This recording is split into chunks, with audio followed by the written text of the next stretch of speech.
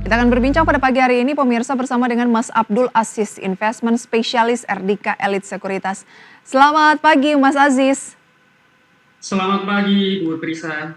Thank you sudah join pada pagi hari ini. Langsung saja ya, kita akan ulas terlebih dahulu penutupan dari bursa Wall Street dan juga bursa Eropa yang melemah. Kalau dari Amerika ini ada penantian data tenaga kerja begitu ya yang akan dirilis pada hari ini. Kemudian mungkin dari Eropa masih mencermati juga terkait konflik yang terjadi di Timur Tengah. Nah, sejauh mana ini akan menjadi trigger utama juga dari pembukaan pasar di jelang akhir pekan ini di Bursa Efek Indonesia? Baik, pelemahan indeks harga saham gabungan yang juga terjadi pada bursa Asia dapat dimaknai sebagai reaksi pasar terhadap ketidakpastian global, terutama terkait dengan geopolitik dan kebijakan moneter. Tegangan di Timur Tengah menjadi katalis negatif bagi sentimen investor. Selain itu, capital outflow ini cukup besar nih, 1 minggu terakhir keluarnya hampir 10 triliun. Ini memperburuk kondisi pasar domestik, yaitu IHSG. Dalam situasi seperti ini, investor cenderung mengurangi eksposur pada aset berisiko seperti saham dan mengalihkan ke aset-aset yang lebih defensif, yaitu bisa obligasi ataupun ke mata valuta asing, sehingga kita lihat bahwasanya beberapa hari terakhir US dollar mengalami penguatan. Kalau kita lihat bahwasanya nanti malam ini akan ada rilis dari data ekonomi, yaitu terkait dengan klaim pengangguran. Ini ekspektasinya bahwasanya klaim penganggurannya akan meningkat tipis. Dan ada juga terkait dengan rilis dengan non-penggajian pertanian, yaitu yang diprediksi akan mengalami penurunan. Ini juga akan menjadi sentimen, nantinya menjadi sentimen positif, akan mendongkrak terkait dengan nilai tukar rupiah dan akan mengkoreksi terkait dengan US dollar jika ekspektasi ini sesuai dengan yang telah ditetapkan. Baik, jadi bagaimana peluang dari pasar domestik kita hari ini? Apakah kecenderungan akan melanjutkan pelemahan atau sebaliknya? Baik, untuk pasar domestik pada hari ini akan berpotensi tidak terlalu volatile. Untuk penurunannya akan besar di harga sekitar 7.400, kalau jika ada koreksi sekitar 7.460. 7.460 akan diuji oleh IHSG. Iya, jika IHSG hari ini akan melanjutkan koreksinya seperti itu. Ada peluang melanjutkan koreksinya ya, baik. IHSG melanjutkan pelemahan kemarin begitu ya, demikian pula bursa Asia lainnya. Namun pada pagi hari ini kita lihat tadi untuk Nikkei Jepang, Kospi Korea Selatan, serta Singapura itu naik tapi cenderung agak flat begitu ya, kecuali Hang Seng Hong Kong yang turun. Nah, bagaimana Anda memaknai pelemahan yang terjadi di bursa Asia khususnya untuk IHSG saat ini? Baik, terkait hari ini karena terkait dengan geopolitik di Timur Tengah ini semakin panas, ini mengkhawatirkan terkait dengan kondisi ekonomi, terkait dengan perdagangan internasional, sehingga mengganggu terkait dengan kelangsungan ekonomi. Dan kita bisa lihat bahwa semakin panas ini terkait perdagangan di Timur Tengah sangat terganggu, dan kalau kita lihat harga komoditas semakin naik, sehingga kita bisa cermati bahwasanya investor akan lebih defensif dan mengurangi terkait dengan aset-aset berisiko seperti saham. Akan mengurangi aset-aset berisiko begitu ya, dan lebih memilih ke yang ada kaitan jangka pendek seperti komoditas. Iya, betul. Ya, kemarin kita lihat harga. Ya silakan Mas Aziz. Kalau kita lihat bahwa harga komoditas ini sangat mengalami kenaikan signifikan, baik itu komoditas terkait dengan energi. Kalau kita lihat juga terkait dengan komoditas yang defensif seperti gold ini juga mengalami kenaikan, bahwasanya ini akan mengindikasikan bahwasanya investor akan beralih ke investasi yang lebih defensif. Investasi yang lebih defensif. Kalau komoditas sendiri termasuk, ini kan tidak defensif ya, kalau komoditas ya lebih ke volatilitasnya cukup tinggi. Nah, bagaimana rekomendasi Anda mengingat harga minyak kemarin naik lagi sekitar 5% dan kalau nggak salah untuk WTI sudah di kisaran $73 Amerika Serikat per barrel, 73,88 pada pagi hari ini update-nya tadi ya. Itu bagaimana menyikapi harga minyak mentah ini yang kecenderungannya sedang naik? Apakah Anda melihat ini hanya sesaat saja dan kita wait and see dulu, atau juga menarik untuk masuk ke emiten-emiten energi yang memang di global pun juga indeksnya tuh mengalami penguatan yang cukup signifikan, Mas Aziz?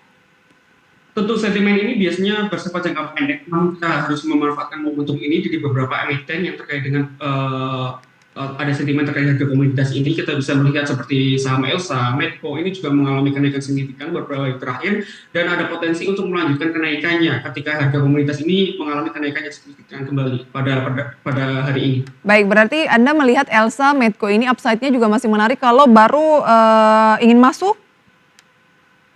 Oke, jika ingin masuk bisa melalui harga open ataupun bisa antri di 1% dari harga open untuk harga saham komoditi Satu ini. persen di atas harga open?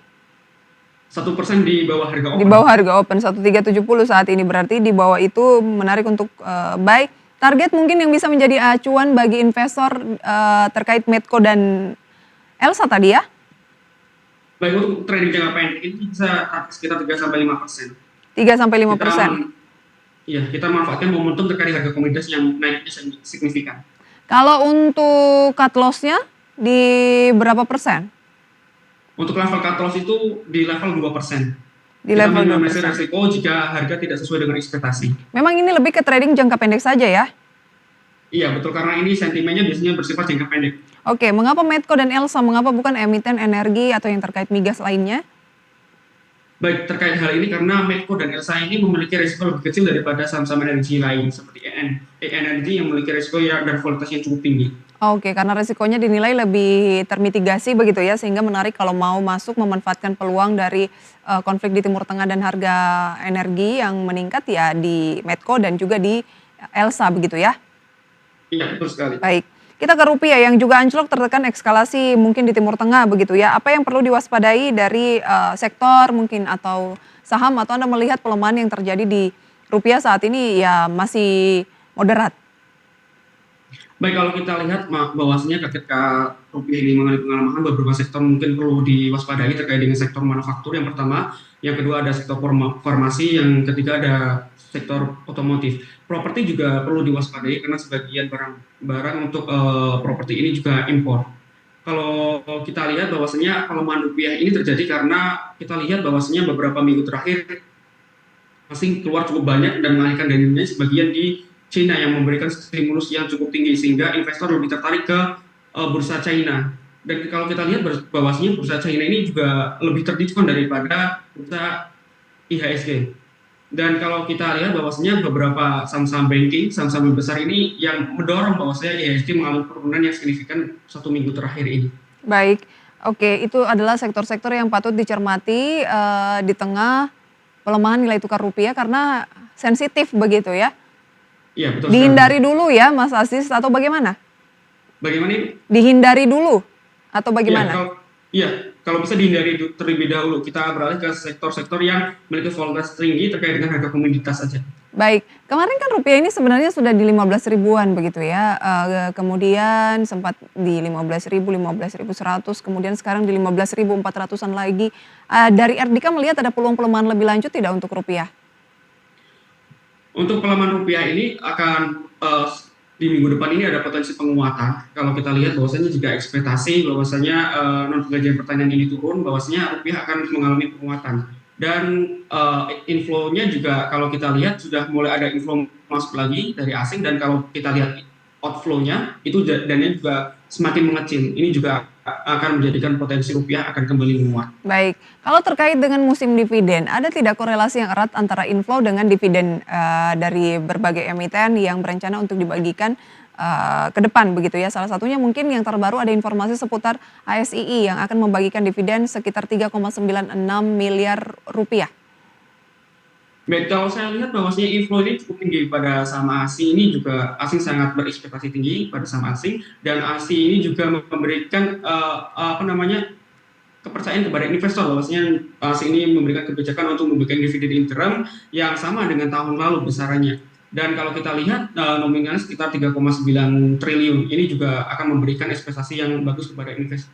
Sehingga investor asing melirik saham asing dan sudah mulai melakukan akumulasi itu kalau kita lihat beberapa minggu terakhir. Ya, dividennya ini adalah 3,96 triliun rupiah atau setara dengan 98 rupiah per saham. Anda melihat angka ini cukup menarik tidak untuk investor? Saya lihat ini cukup menarik. Kalau lihat ini untuk investasi jangka menengah ya, maksimal sekitar 6 bulan. Kalau kita lihat bahwasanya yield yang dihasilkan itu kurang dari 2%, tentunya ini akan memberikan risiko yang cukup kecil kepada investor terkait volatilitas jika ada setelah pembagian dividen. Untuk itu asing selalu masuk pada saham asing. Kalau kita lihat bahwasanya saham asing ini juga masih terdiskon. Kalau saya Hmm. itu margin of safety-nya itu sekitar harga intrinsiknya itu sekitar 6.500, diskonnya itu sekitar 25%. Ini sangat memberikan potensi yang bagus kepada saham asing. Kalau kita lihat Oke. bahwasanya beberapa bisnisnya asing itu juga mengalami penguatan seperti UNTR karena ada sentimen produksi komoditas semakin meningkat seperti itu. 6.500 itu Anda melihat sebagai harga wajar seharusnya dari Astra Internasional ya? Iya. Saat ini kan bermain di 5.250. Nah, kalau ingin masuk saat ini layak beli dan kira-kira batasi resiko di posisi berapa? Untuk batas resiko untuk saham Astra Internasional itu ini bisa sekitar 5% karena saham ini bisa diinvestasikan untuk jangka menengah sekitar 6 bulan ke depan. Baik, ada Sebelum peluang ada ya peluang ada kembali ke peluang level tertinggi lagi begitu ya, 1 tahun level tertingginya itu kan memang di kisaran 5.600-an, 5.750 ya? ya tentunya ini kita ekspektasi investasi selama 6 bulan sebelum pembagian dividen Tapi kan tahunannya. dividennya Karena udah apa? mau dibagi Oktober ini, Mas. Ya kalau kita lihat bahwasanya kalau kita lihat biasanya dividen keseluruhan akan dibagikan pada bulan 5 biasanya. Kalau kita lihat bahwasanya pada bulan 5 sebelum bulan 5 sekitar investasi selama 6 bulan itu cukup menarik pada saham Astra International. Oke, jadi gimana untuk hari ini Astra rekomendasinya seperti apa, Mas Aziz? Untuk saham Astra International ini kita sudah bisa mulai cicil untuk melakukan pembelian di saham Astra International. Pembelian ya? Anda rekomendasikan untuk beli ya? Iya, Oke, 5250 Anda rekomendasikan tetap beli untuk Astra, batasi resiko sekitar 5% dari posisi saat ini ke bawah ya? ya betul sekali. Baik, itu dia rekomendasi untuk Astra seiring dengan informasi dividen pemirsa ya. Dan rekomendasi saham pilihan dari Mas Abdul Aziz akan kami hadirkan usai jeda berikut pemirsa. Tetaplah bersama kami dalam segmen Market Buzz.